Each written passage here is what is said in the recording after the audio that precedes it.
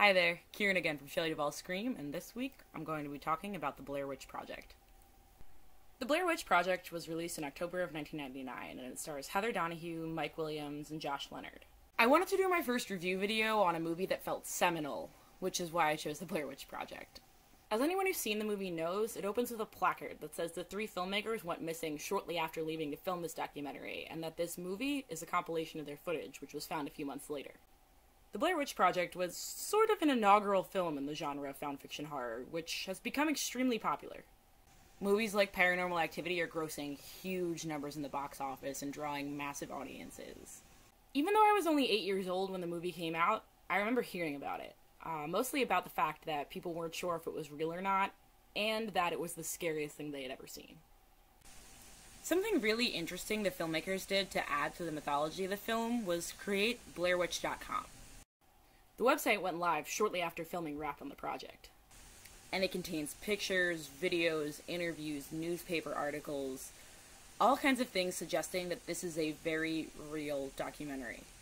When the film was released, there weren't very many popular found footage films out there, so it was pretty easy to believe that this was something real that you were seeing, and that's really one of the most terrifying things about the movie. In actuality, the film was produced by a group called Haxan Films. The film was written and directed by the pair Daniel Myrick and Eduardo Sanchez. Myrick and Sanchez came up with the idea, and they wrote a treatment that was about 68 pages. It was kind of a rough outline. After casting Heather, Mike, and Josh, and putting together a crew, they set out to film in Maryland for a total of 8 days.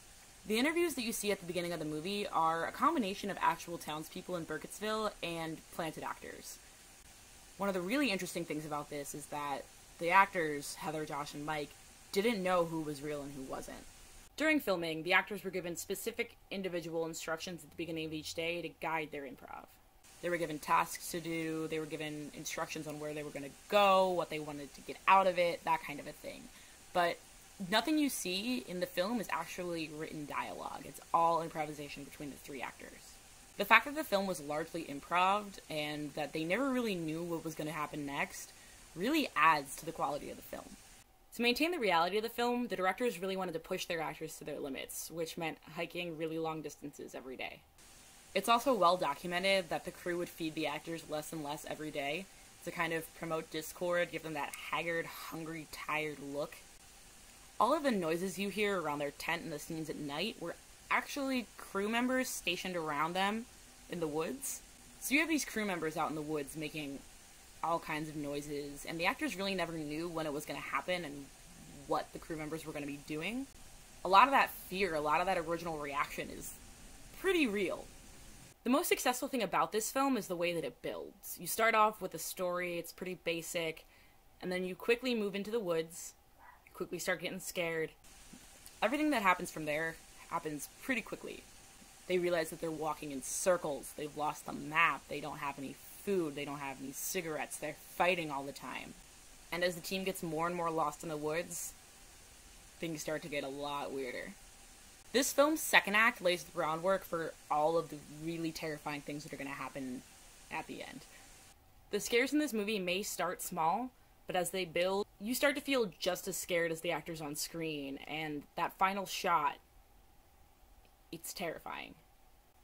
I think one of the scariest things about this movie is that you know going into it that your characters are doomed. So you're just kind of waiting to see what'll happen, and you have no idea really when, where, why anything bad is going to happen, but you know that they're not going to come back. Basically, you're just waiting for that one moment, that one thing. And you want to believe as much as they do, and you're pretty much just as scared as they are throughout.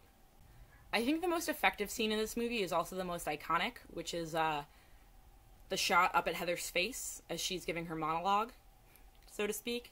She's apologizing, she's crying, she is the most scared you've seen her in the entire movie. And Heather is a difficult character, she's a little hard to like, but in that moment you see her completely break down, and it is really well acted, and it really adds to this fear that's building, because you realize that she has basically completely given up hope, and she has been the one saying that they're going to get out of this the entire time. Thanks so much for watching. I'll see you next week when I'll be talking about the movie 28 Days Later.